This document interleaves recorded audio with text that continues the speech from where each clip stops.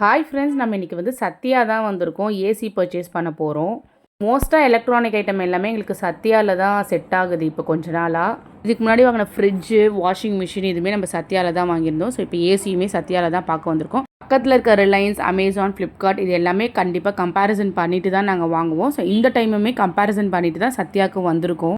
நம்மக்கிட்ட இருக்க இப்போ ஏசி வந்து எல்ஜி ஆல்மோஸ்ட் 11 இயர்ஸாக யூஸ் பண்ணிகிட்ருக்கோம். ஆக்சுவலாக எஸ்டர்டே நைட்டு வந்து என்னாச்சுன்னா ஒரு சின்னதாக சவுண்டு கேட்டது. அதுலேருந்து ஏசி வந்து ஒர்க் ஆகலை. ஸோ அர்பனில் புக் பண்ணி நான் வர வச்சு என்னென்னு டெக்னீஷியனை கேட்கும்போது கம்ப்ரஸரே போயிடுச்சு அப்படின்னு சொல்லிட்டாங்க. மோர் தென் 20,000 செலவாகும் அப்படின்னு சொல்லிட்டாங்க. சரி, 20,000 வந்து 11 இயர்ஸ் ஏசிக்கு வந்து ரிப்பேர் பண்ணுறது வேஸ்ட்டுன்னு சொல்லிட்டு நம்ம புதுசு வாங்கலாம்னு சொல்லிட்டு வந்துட்டோம். ஏசி இல்லாமல் தூக்கமே முடியாதுன்ற ஒரு கெட்ட பழக்கத்தில் எல்லாருமே இருக்கும்.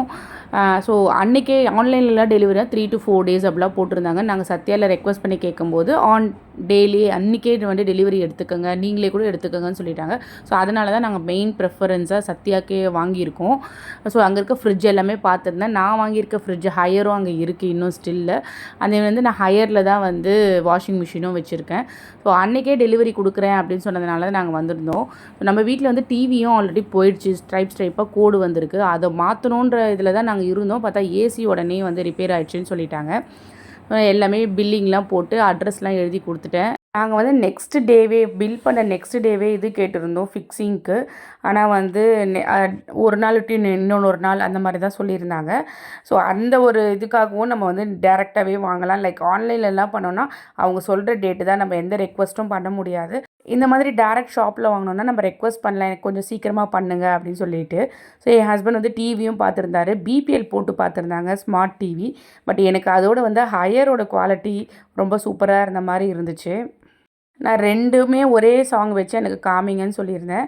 இப்போ நம்ம பார்க்குறது வந்து ஹையர் குவாலிட்டி. ஸோ எனக்கு ரொம்ப ஹையர் தான் பிடிச்சிருந்துச்சு. ஸோ பில்லிங்லாம் பண்ணி முடித்தோடனே சர்வீஸ் காஸ்ட் இருக்குது, இவ்வளோ ஆகும், 1000 rupees ஆகுன்ற மாதிரிலாம் சொல்லியிருந்தாங்க. ஸோ ஃபஸ்ட்டெல்லாம் ஏசி வாங்கினா வந்து சர்வீஸ்லாம் வந்து ஃப்ரீயாக இருக்கும். பட் இப்போல்லாம் வந்து பெய்ட் சர்வீஸ் ஆகிடுச்சு.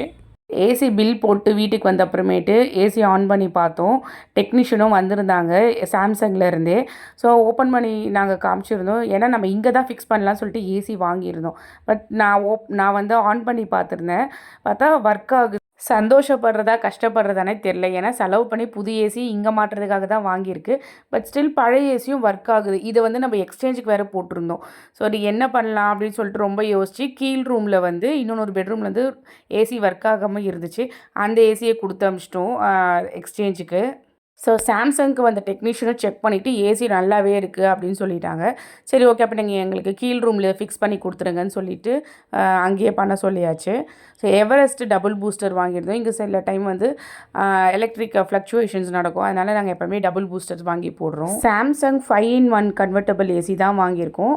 இது வந்து பார்த்திங்கன்னா 0.5 டன்லேருந்து 1.8 டன் வரைக்கும் நம்ம கன்வெர்ட்டபிள் பண்ணிக்கலாம்.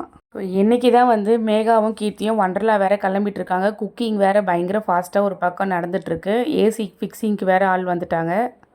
ஆக்சுவலாக முன்னாடி இருந்த ஏசிலாம் வந்து பார்த்திங்கன்னா ஃப்ரண்ட்டை வந்து லைட்டாக புஷ் பண்ணி தூக்கிட்டு உள்ளே இருந்து ஃபில்டர் எடுத்து வாஷ் பண்ணுவோம். பட் இப்போ வர மோஸ்ட் ஆஃப் த ஏசியில் வந்து பார்த்திங்கன்னா மேலே டாப்பில் இருக்குது, நம்ம எதுவுமே புல் பண்ணி தூக்க தேவையில்லை.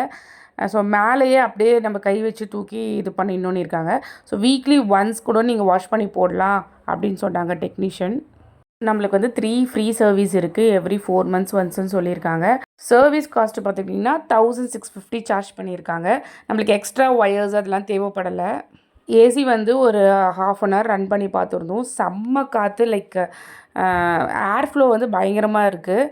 ஒரு 24லேருந்து வைக்கலாம். இப்போ இதில் வந்து ஒரு ஆப்ஷன் வந்து பார்த்திங்கன்னா இந்த கன்வெர்ட்டபிள் இருக்குது பார்த்திங்களா, இந்த 5 இருக்க ஆப்ஷனில் வந்து கன்வெர்ட்டபிள் 40 வச்சோம் அப்படின்னாக்கா 1/2 ton யூஸ் ஆகும். 60 வச்சோம்னா 0.8 ton, அந்த மாதிரி 120 வச்சோம் அப்படின்னாக்கா 1.8 ton அது வரைக்கும் யூஸ் பண்ணிக்கலாம். லைக் நம்மளோட கிளைமேட் கண்டிஷனை பொறுத்து நம்மளோட டன்னை வந்து யூஸ் பண்ணிக்கலாம். அண்ட் தென் வந்து டைமர் செட்டிங்கும் வச்சுக்கலாம். லைக் நம்ம போட்டு நல்லா தூங்கிடுவோம். அப்போது அதனால் வந்து 1 hour 1/2 hourலேருந்து டைம் செட் பண்ணிக்கலாம். என்னோடய வீடியோ பிடிச்சிருந்தா மறக்காமல் சப்ஸ்கிரைப் பண்ணுங்கள். தேங்க்யூ.